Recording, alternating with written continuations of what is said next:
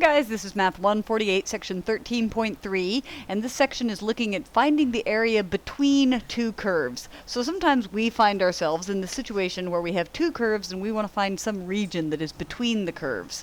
And are you thinking, I lived a long, happy life and never had to find the area between two curves? Well, your life has changed. No, you need to find it. So here's an example, question number 35, and this is on page 826, that shows sort of a situation where this might come up. So you have some product whose total cost and revenue curves are like this, the cost curve, and this is the revenue curve.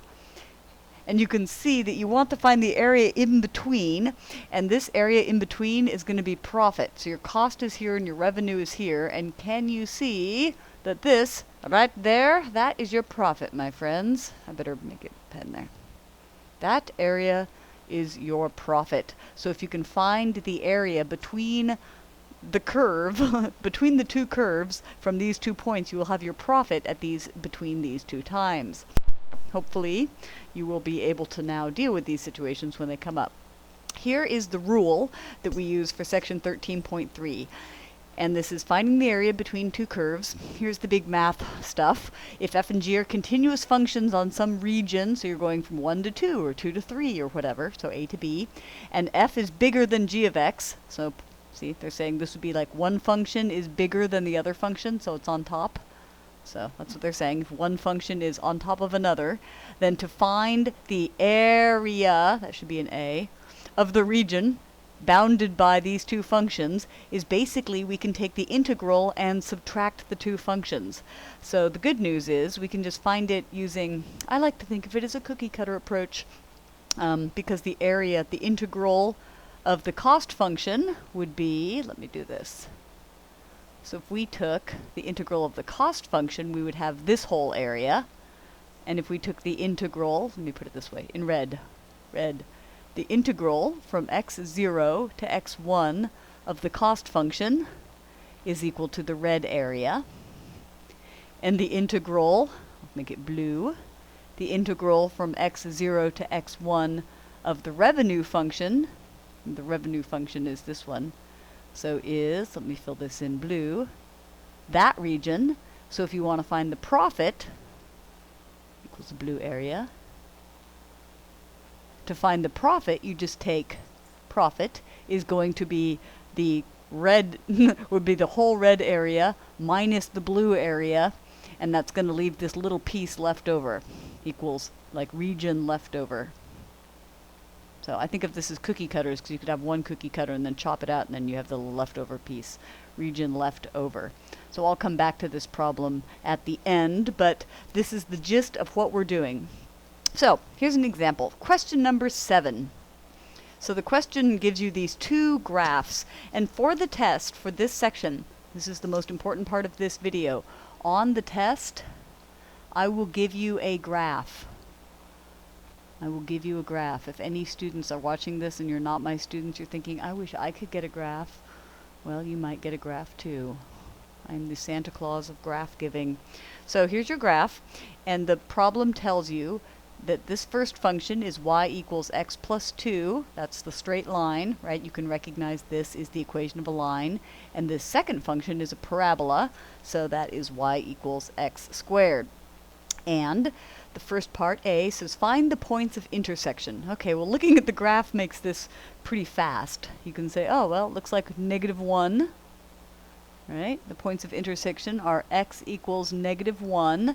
And where does it intersect? Up here, right? X equals 2. And I'm just looking for the places where the graphs cross each other. So that happens at x equals -1 and x equals 2. Okay. Now, form the integral that represents the shaded region. You're thinking, there's no shaded region. Okay, well, I'll shade it. Fine. Look at me shading. Shading, shading. Your book does a nicer job of shading. So this is the shaded region. How are we going to find this area? We're going to find it with an integral. So it's going to be the integral, and we're going from -1 on the bottom all the way up to 2 on the top. And now we want to take, the question is, which function do you take first? Do you like, which one are we subtracting? So you take the one on top. You basically take integral of top function minus bottom function. That's how it works. So what function is on top? Well, for this region, the line is on top. So we take x plus 2, because that would have given us this whole region all the way down.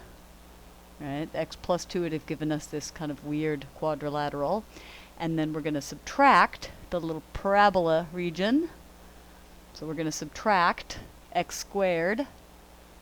And we're cutting out this piece, and the area under the parabola is right here. Remember, these integrals are only, we stop.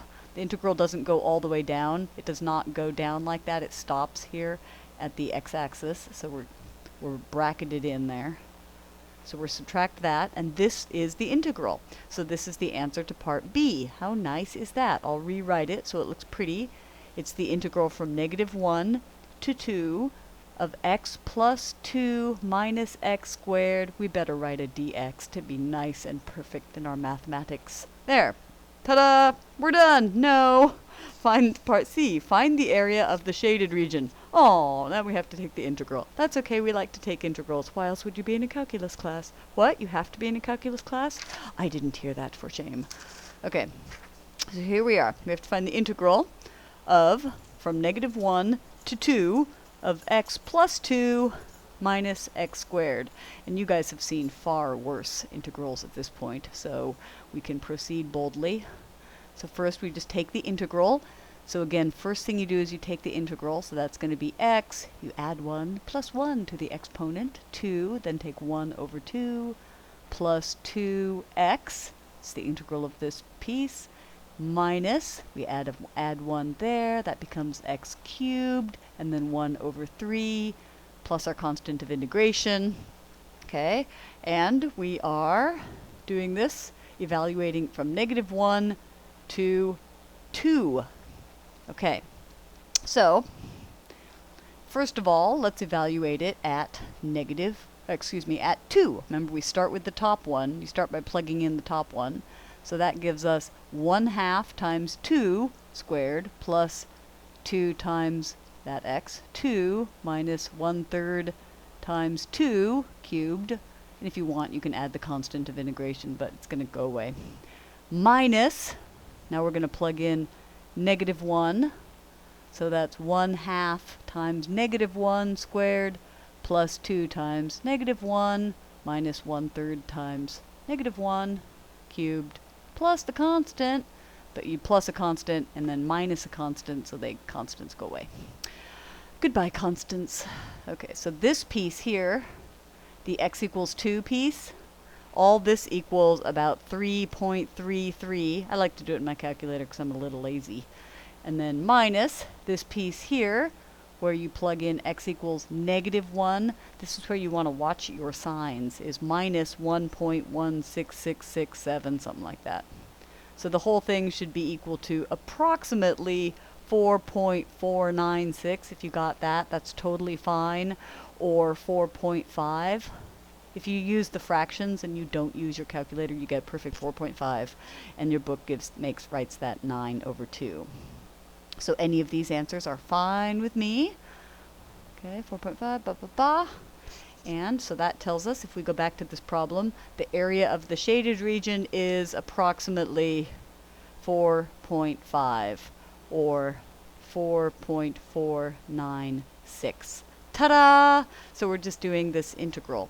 So for this problem here, this was question number 35, it actually says, write the integral that gives the average profit, and I will handle that in another video because average profit is a slightly different thing, but it's not too hard. It's not too bad. So I'm going to stop this video and do another one of these questions for a separate video.